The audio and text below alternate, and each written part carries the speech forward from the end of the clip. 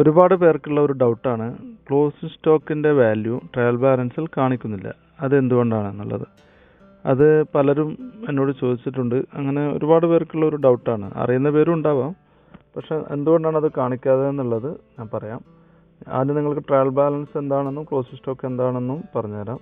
അതിനു മുമ്പ് നിങ്ങൾ എൻ്റെ ചാനൽ ആദ്യമായിട്ട് കാണുകയാണെങ്കിൽ സബ്സ്ക്രൈബ് ചെയ്യുക. പിന്നെ ബെൽ ബട്ടണും കൂടെ അമർത്തുകയാണെങ്കിൽ ഇതുപോലെയുള്ള അക്കൗണ്ട്സ് സംബന്ധമായ വീഡിയോസ് നിങ്ങൾക്ക് നോട്ടിഫിക്കേഷനായി വരുന്നതാണ്. ഓക്കെ, അപ്പോൾ നിങ്ങൾക്ക് വീഡിയോ ഇഷ്ടപ്പെട്ടാൽ ലൈക്ക് ചെയ്യുക, ഷെയർ ചെയ്യുക. ഓക്കെ, അതായത് ക്ലോസിംഗ് സ്റ്റോക്ക് എന്നാൽ എന്ത് എന്നുള്ളത് എല്ലാവർക്കും അറിയുന്ന കാര്യമാണ്. അതായത് ഒരു വർഷത്തിൽ, അതായത് ഒരു സാമ്പത്തിക ഇയറിൽ ഓപ്പണിംഗ് സ്റ്റോക്കും പിന്നെ നമ്മൾ പർച്ചേസ് ചെയ്തതും ഉള്ള സ്റ്റോക്കുകൾ, പിന്നെ നമ്മൾ സെയിൽ ഓപ്പണിംഗ് സ്റ്റോക്കും പർച്ചേസും കൂട്ടിയിട്ട് അതിൽ നിന്ന് സെയിൽ ചെയ്ത വാല്യൂ കുറച്ചിട്ട് കിട്ടുന്നതാണ് ക്ലോസിംഗ് സ്റ്റോക്ക്. അതായത് അൺസോൾഡ് ഗുഡ്സ് ആണ് ക്ലോസിംഗ് സ്റ്റോക്ക്. അത് റോ മെറ്റീരിയൽസ് ഉണ്ടാവാം, പിന്നെ ഫൈനൽ ഗുഡ്സ് ഉണ്ടാവാം, അതായത് ഫിനിഷ്ഡ് ഗുഡ്സ് ഉണ്ടാവാം, റോ മെറ്റീരിയൽസ് ഉണ്ടാവാം. എന്തൊക്കെയാണോ സ്റ്റോക്കിലുള്ളത് അതാണ് closing stock.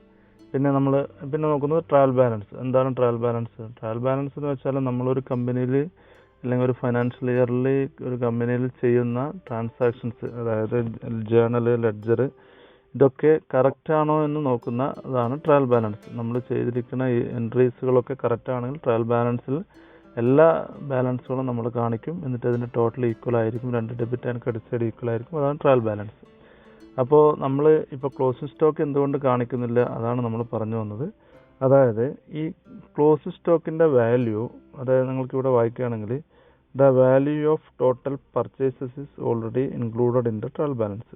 പർച്ചേസിൻ്റെ total value already trial ബാലൻസിൽ ഇൻക്ലൂഡ് ആയിട്ടുണ്ട്.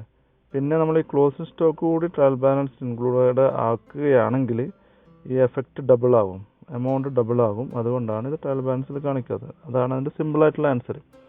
അതായത് നമ്മളിപ്പോൾ ഒരു ഫൈനാൻഷ്യൽ ഇയറിൽ 8,000 രൂപയുടെ സാധനങ്ങൾ പർച്ചേസ് ചെയ്തിട്ടുണ്ട്. അത് നമ്മൾ ഓൾറെഡി അവിടെ പർച്ചേസ് അക്കൗണ്ട് എന്ന് പറഞ്ഞിട്ട് ട്രയൽ ബാലൻസിൽ കാണിച്ചിട്ടുണ്ട്. ഈ പർച്ചേസ് ചെയ്തതിൽ കുറച്ച് വിറ്റിട്ടുണ്ടാകാം, നമ്മൾ സെയിൽ ചെയ്തിട്ടുണ്ട്. അതിൻ്റെ ബാക്കിയാണ് ശരിക്കും ക്ലോസിംഗ് സ്റ്റോക്ക്. പിന്നെ അതിൻ്റെ കൂടെ ഓപ്പണിങ്ങിൽ വല്ല സ്റ്റോക്കും ഉണ്ടായിരുന്നെങ്കിൽ അതുകൂടി ആഡ് ചെയ്തിട്ട് നമ്മൾ സെയിൽ ചെയ്ത വാല്യൂ കുറക്കുന്നതാണ് ക്ലോസിംഗ് സ്റ്റോക്ക്. നമ്മൾ ഓൾറെഡി ഓപ്പണിംഗ് സ്റ്റോക്ക് ട്രയൽ ബാലൻസിൽ കാണിച്ചിട്ടുണ്ട്, പിന്നെ പർച്ചേസസും കാണിച്ചിട്ടുണ്ട്, സെയിൽസും കാണിച്ചിട്ടുണ്ട്.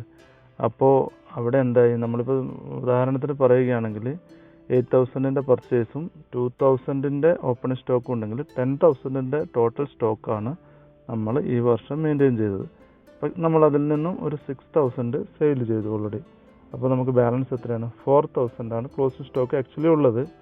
പക്ഷേ നമ്മളിവിടെ പർച്ചേസസ് 8,000 കാണിച്ചു, ഓപ്പണിംഗ് സ്റ്റോക്ക് 2,000 കാണിച്ചു, 10,000 ഓൾറെഡി കാണിച്ചു, അതുപോലെ സെയിലും കാണിച്ചു. അപ്പോൾ ഓൾറെഡി അവിടെ ക്ലോസിംഗ് സ്റ്റോക്കിൻ്റെ വാല്യൂ അതിൽ വന്നിട്ടുണ്ട്, ട്രയൽ ബാലൻസിൽ പർച്ചേസസിൽ ആഡായി വന്നിട്ടുണ്ട്.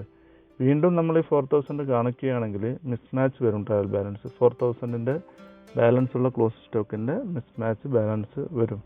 അതുകൊണ്ടാണ് ഇത് ട്രയൽ ബാലൻസിൽ കാണിക്കാത്തത്. അപ്പോൾ സിമ്പിളായിട്ട് ഇത്രേ ഉള്ളൂ.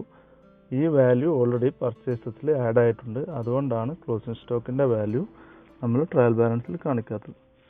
ഓക്കെ, നിങ്ങൾക്ക് എല്ലാവർക്കും മനസ്സിലായി കാണുമെന്ന് വിചാരിക്കുന്നു. Okay, thank you for watching.